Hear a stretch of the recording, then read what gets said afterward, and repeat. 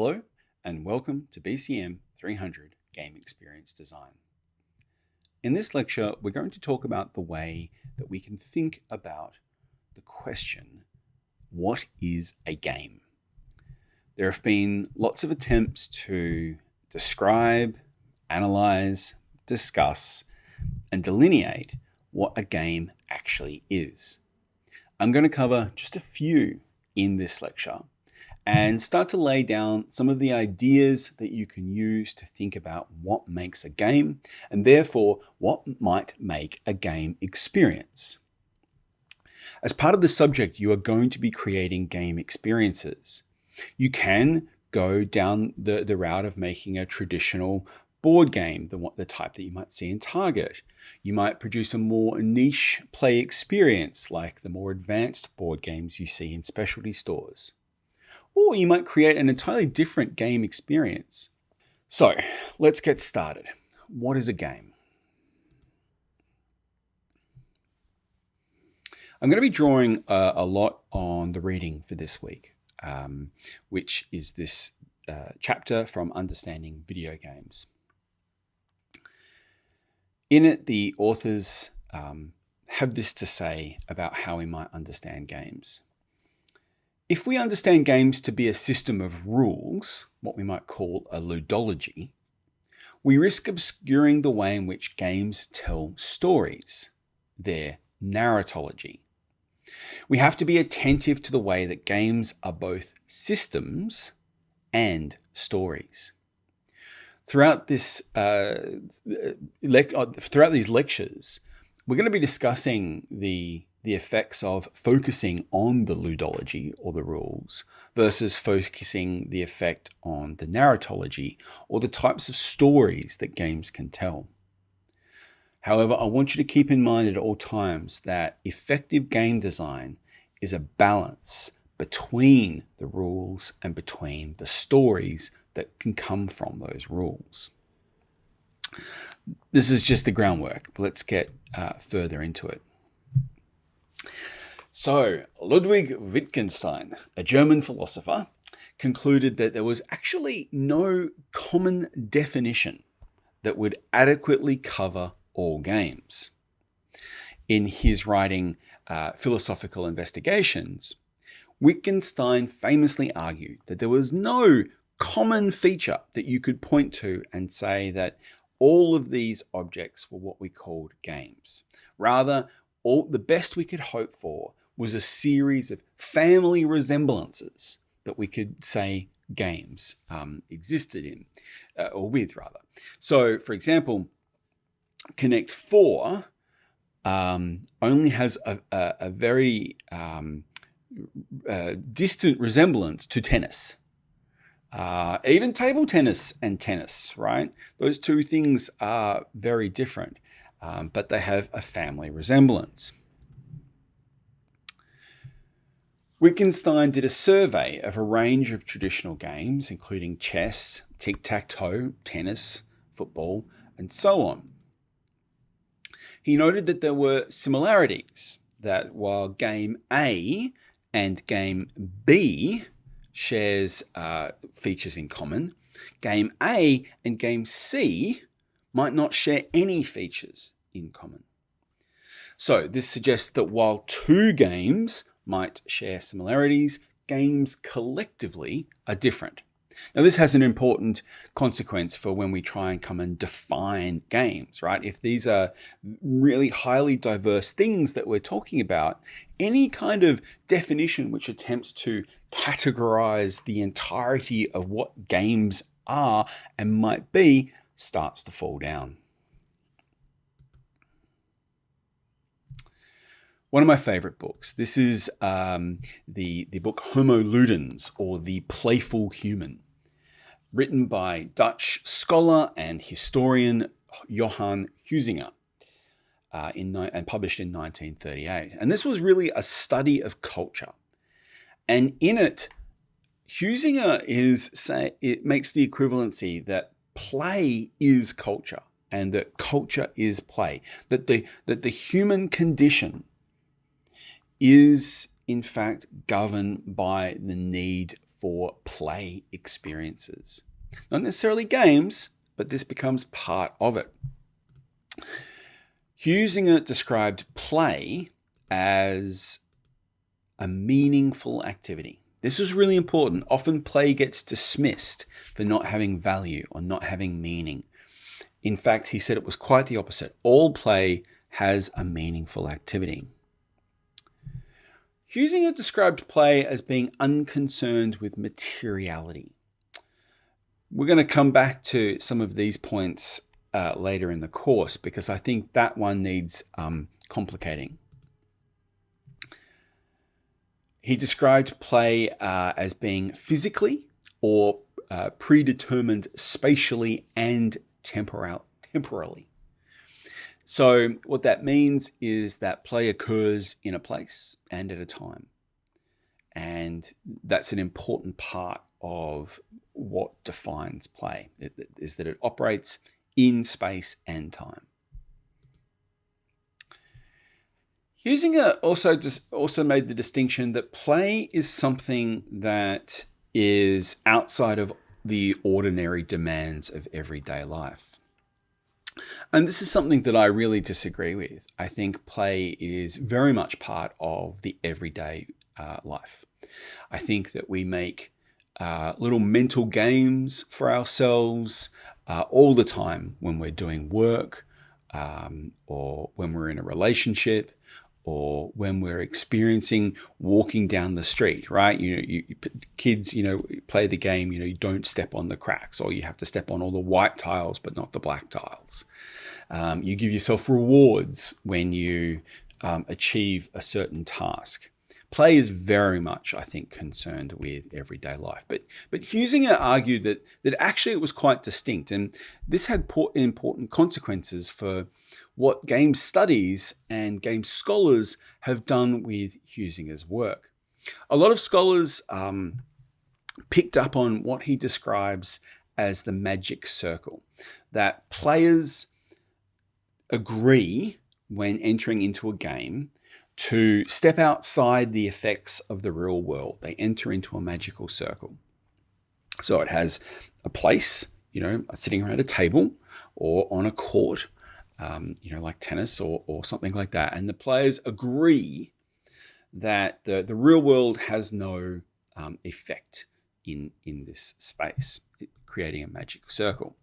Now, this is partly true, I think. This is partly evident in the way in which, first-person shooter games, right? For example, you kill another player, except you never kill another player. Or when you're playing Monopoly, you are buying property, but you're not really buying property. In baseball, I always like the term a player steals a base. I like this notion of it stealing, but it's not really actually removing from the game, right? It's just terminology. So there's a language from the real world that is being translated into the game. However, I don't think this is true either. And I think it's more accurate to say that games overlap reality in important and agreed upon ways. That there's a boundary, yes, between what might be otherwise ordinary everyday life with particular consequences and the game itself, and they overlap, and there's a boundary between the two. And this is made example by the mundane, right? If you've ever played Dungeons and Dragons, and you've got players going off and getting snacks, going off and getting drinks, going to the toilet, answering their phone, coming in and out of the play all the time, right? It's not just that you're all sitting there all focused 100% on the game. No, but there is a delineation between what's going on in the game, what's going on between the players, and what's going on outside the broader realm of life with those players. And there's this boundary between them that people move between. And so that's, I think, an important distinction. There are some common elements to games, I think, that Wittgenstein didn't really take into account because he was looking at particular rules. I think there are some broader categories of existence. For example, games require time. when you're playing a game, you're not really doing something else. Okay, yes, as I just said, you're playing a game and you can be on your phone, but you're not sleeping. When you're playing a game, maybe the television is on in the background, but that's not usually a thing. But even with these considerations, you're still occupying time. So games require time. Games, particularly material games, but even video games, still require a place. You still require a television. You still require a tabletop for your board. Games have a requirement of time and they have a requirement of space. Games require materials. This is true of almost every game. Even games with very minimal materials like tag, right? You still require touch. The body is the hardware. All games require some degree of materials or the hardware. Games can also affect change. Games can affect our psychology. They can satisfy us, they can piss us off, they can make us really angry, or they can make us elated and happy and really satisfied. Games also communicate. Games are a medium across which information is exchanged. And so these are some of the common elements of games. And I also think that all games teach to some degree. And we'll talk more about that during the session. So as I said, games can affect our psychology, but they also affect our behavior. Games make us take turns. They make us wait for other players. They force us to negotiate changes. They force us to make decisions. Games do prescribe certain activities that make us behave in interesting ways. Games also affect our world. Sporting events, right, can have really high stakes of gambling or cultural importance. They require support at the local, national, international level, and they can influence the habits of millions. So games do quite clearly have affects, if not effects. So one of the ways in which people have tried to account for games and answer the question of what is a game is what we refer to as the sociology of games. And this is where people have attempted to provide a rigorous structure for thinking about what games are. One of the most famous or most cited is the French philosopher and sociologist Roger Caillois in his book, Man, Play, Games, from 1958, where he described 4 essential qualities of play. Now, notice we're drawing on definitions of play, right, from not so much from Wittgenstein, but from Huizinga and Caillois. And that is because they're not so much interested in the games themselves or answering what is a game, but rather what is the relationship between games, play, and culture and society. So Caillois says play has to be voluntary, right? It's not play if you're forcing someone to play. That's a chore. It's not play. He said that the outcome of play has to be uncertain. There has to be some degree of uncertainty. Now, this is quite interesting for games like Snakes and Ladders and roll and move games, where you have a square and you're rolling a dice and you're moving it and you're progressing towards the end. There is some uncertainty when you have multiple people. In that who is going to win is uncertain. But if you're just playing it by yourself, you're just progressing up and down the snakes and ladders until you make it to the end. There is no uncertainty there unless you quit halfway through. So that is interesting that some games require multiple people for them to be enacting play.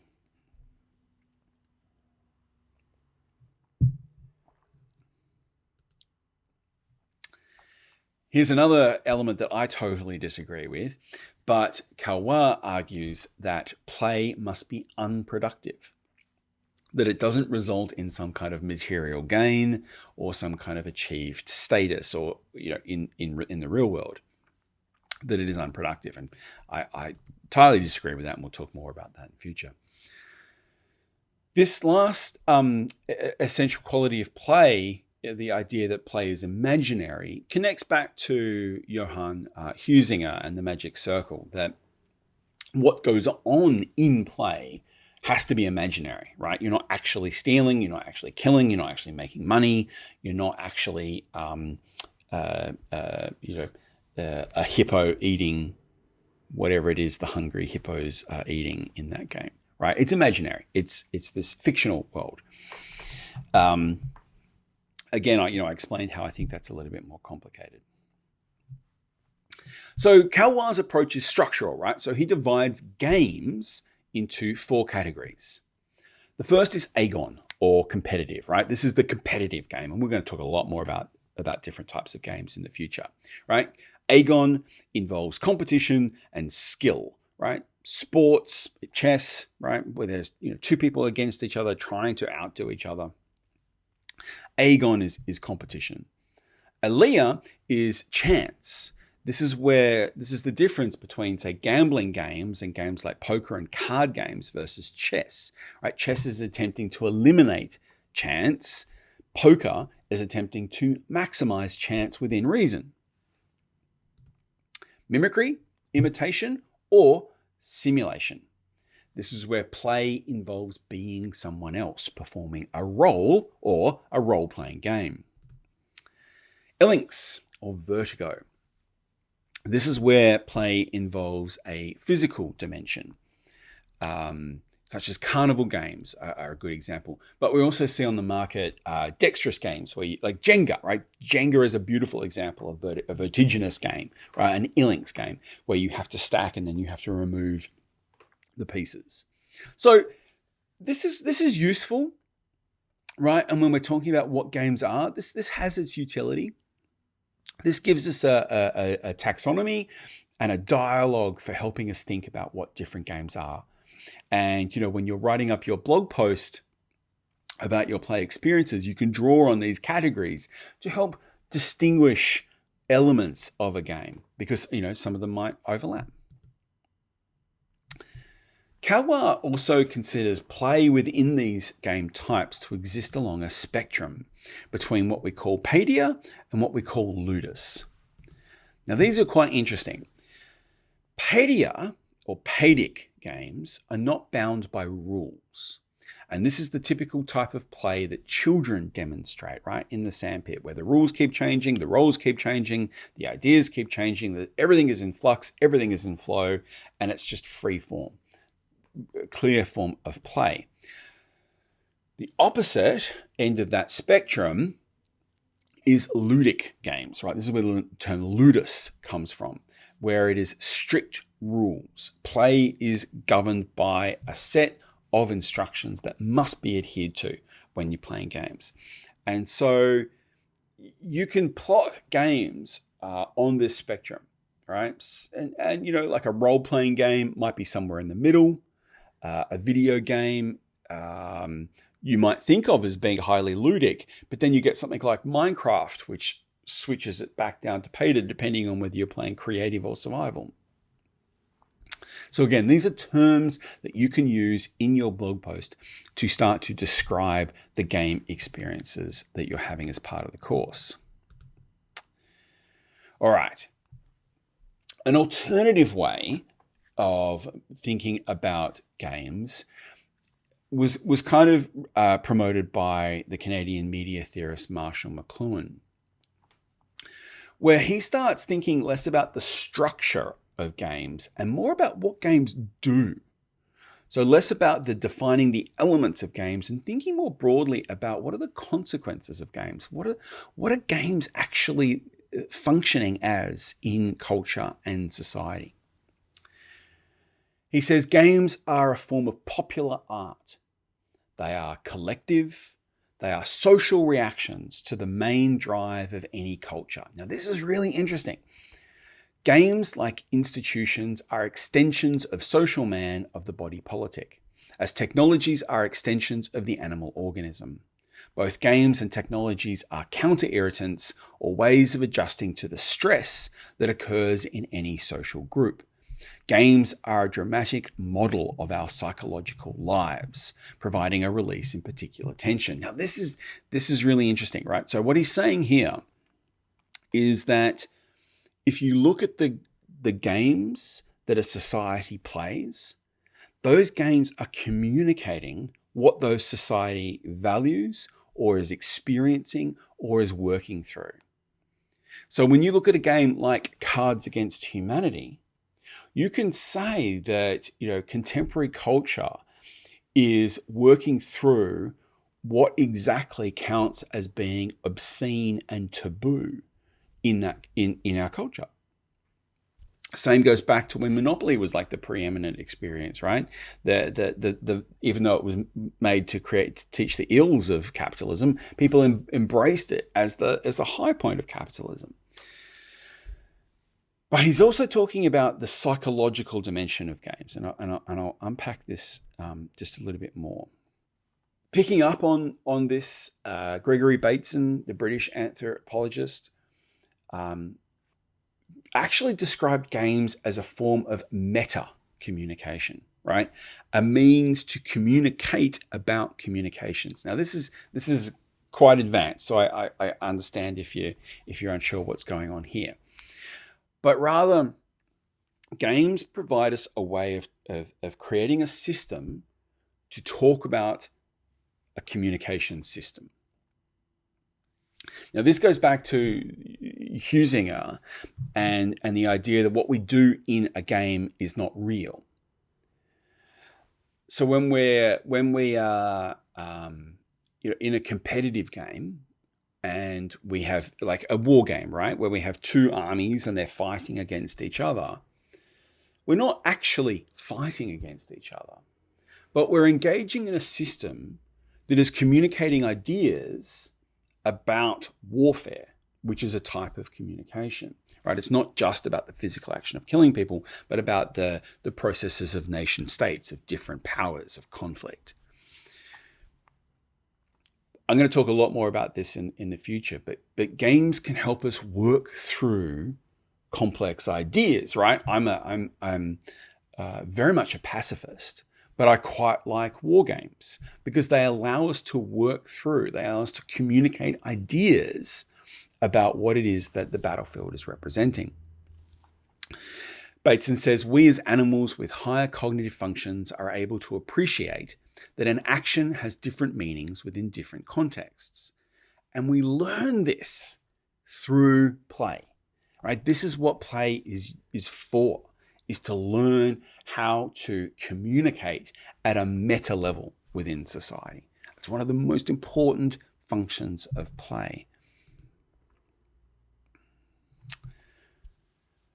And Brian Sutton Smith, again from the 70s, is building on this idea where he says that as games emerge, they are emerging out of a society that is maturing, and we get to develop more advanced and political social organizations. Games reflect that. Games reflect the evolution of a society. The more complex a social system is, the more advanced its games. Now that applies to video games, but it also applies to the tabletop game experience. So I'm starting to conclude now, and Richard will tell you how much of a fan of a book of this book, and a fan of Bernard Suits. In his book, The Grasshopper: Games, Life, and Utopia, Suits does away with all the kind of complex theory and all the kind of complex notions about games. And he simply says that a game is a voluntary attempt to overcome unnecessary obstacles. And I think that's really poetic. And I think that's really lovely that we just simply agree that the obstacles that we're setting in front of ourselves are unnecessary. And we're going to sit down and we're going to figure out the puzzle that the game is providing us. And we're going to do that collectively around the table or online as part of a way to express ourselves. is really quite nice.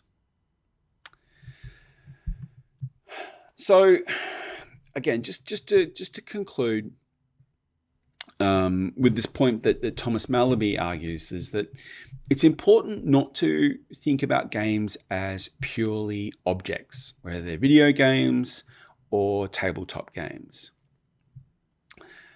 Rather, we should think about games as being a process. And that's where, McLuhan and Bateson and Sutton Smith were heading, was thinking about what it is that's actually going on when we play a game. And so Mallaby says that every game is an ongoing process. As it is played, it always contains the potential for generating new practices and new meanings, possibly even reconfiguring the game itself. Now, I love this because this is very true of the tabletop experience. In other subjects, we talk about video games and modding, but it is super easy to mod a tabletop experience. You've probably done this if you've played Monopoly, where if you play the house rule where you pay a fine, you put it into the middle, and then if you land on free parking, you get the money. Right? That's not in the rules. That's just something that some people agree on when they play. And it is super easy to generate new practices out of games, to agree, oh, look, that rule's too complex. We're not going to follow that rule. And from that, you get a new practice, you get a new meaning and a new game that you created. The point is, as Engelfeld Nelson et al. Suggest, that we cannot understand games from a purely formalist point of view alone. We cannot restrict ourselves to seeing games as purely just rule-based activities because of the play element in those games. All right, so dive into that reading, which unpacks these ideas in a little bit more detail. You can find that on the Subject Moodle site. I hope this has been a useful introduction to the kind of philosophy of games and thinking about the relationship between games and play. I will see you next week, and thanks for playing.